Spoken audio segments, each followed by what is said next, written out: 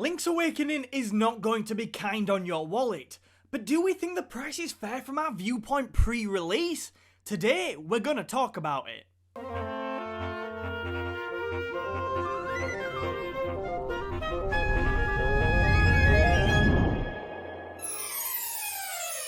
Link's Awakening comes to the Nintendo Switch tomorrow and we can't wait to play it. This 2019 remake of the legendary 90s Game Boy game of the same name looks incredible, and we've already released a video talking about our favourite bits. However, there's just one possible drawback: the price. With that in mind, we've decided this is a topic worth exploring and discussing to help not just our purchasing decision, but yours too. We're going to be exploring the subject in regards to factors including the context of the market for games like this and the quality and fun we expect the game to offer too.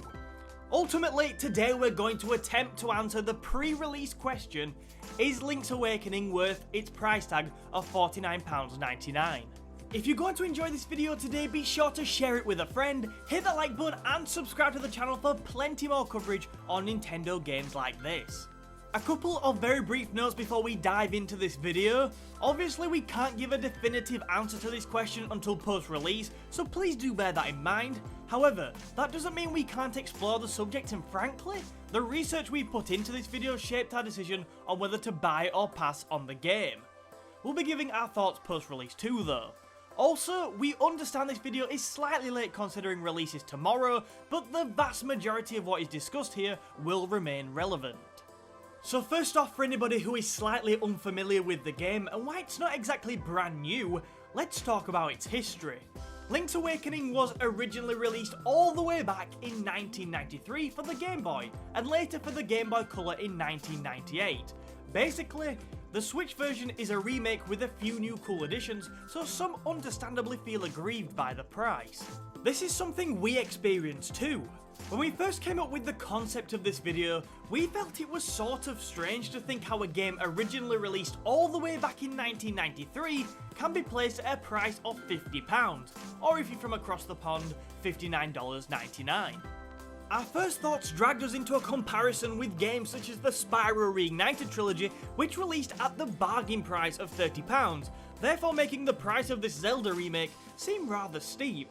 However, it's important to remember that even in the wider gaming market, the trilogy is somewhat of an anomaly when it comes to value, and as we all know, Nintendo games usually set you back a fair bit. So instead of comparing to games such as the Reignited trilogy, to begin to establish if we feel Link's Awakening will really be worth its price tag on the Nintendo Switch, I guess we need to take a closer look at what a £50 Switch game should really look like. Luigi's Mansion 3 is available to pre-order for the same $49.99 price tag that Link's Awakening is, Pokemon Sword and Shield will both set you back the same $49.99 too, and next year's Animal Crossing New Horizons game will set you back slightly more at £55. Ultimately, around £50 is the going rate for games which can be considered major first-party releases on Switch. So the real question is then, does Link's Awakening offer enough to be considered worthy as almost a new title all these years after its initial release, and to be considered a major first-party release on Switch? Well, for many, including ourselves who never played the Game Boy version, this will very much feel like a new release. The story looks engaging and the graphics look spectacular. It's exactly the type of game that first inspired us to jump back into the world of Nintendo and buy a Switch, and if the game was a brand new release, I very much doubt there would be any need to make this video. For those who did play the originals though, they should still feel in some ways like a new experience, albeit with a large dose of familiarity.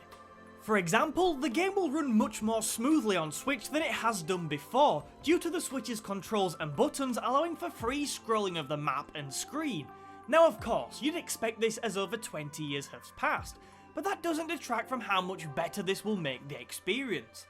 Add to this a couple of new features, most notably the Dungeon Creator, which will help keep the challenge fresh by allowing players to design and play their own dungeons, we can see how in the Nintendo market the game is looking like fair value.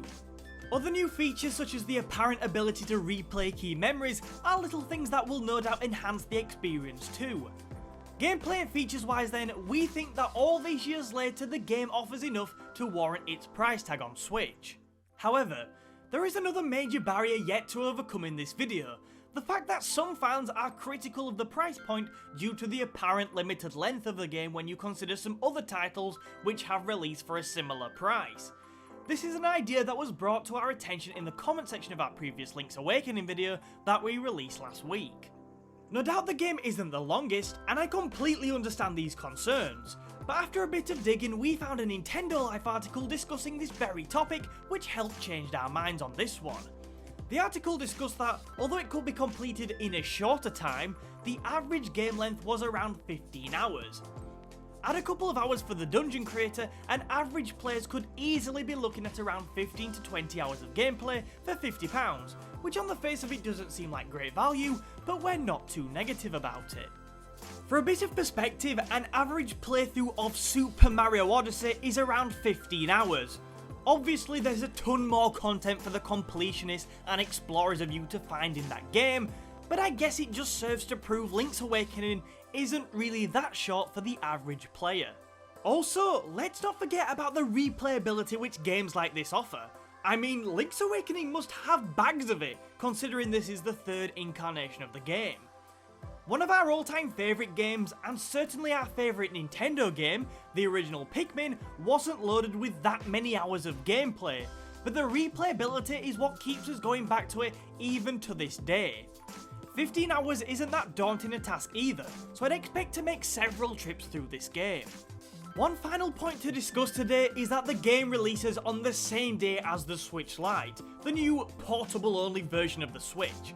Link's Awakening coming from a portable background is the perfect game to release alongside the Lite. If we were looking to buy the Switch Lite in the next couple of months, Link's Awakening would be a must. You can buy a Switch Lite plus Link's Awakening from Game in the UK for a price of £239.99, which is around £40 on top of buying the Switch Lite exclusively. Conclusively, if Link's Awakening is as crisp and engaging as it looks, then the price should be well worth it. Yes, it seems a little steep when comparing to other remakes elsewhere, but £50 is the going rate for Nintendo first-party titles, and this one is looking brilliant.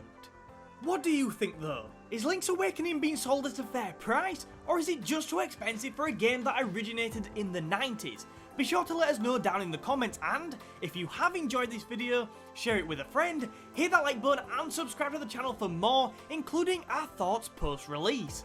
Thank you for watching, and I'll see you in another video soon.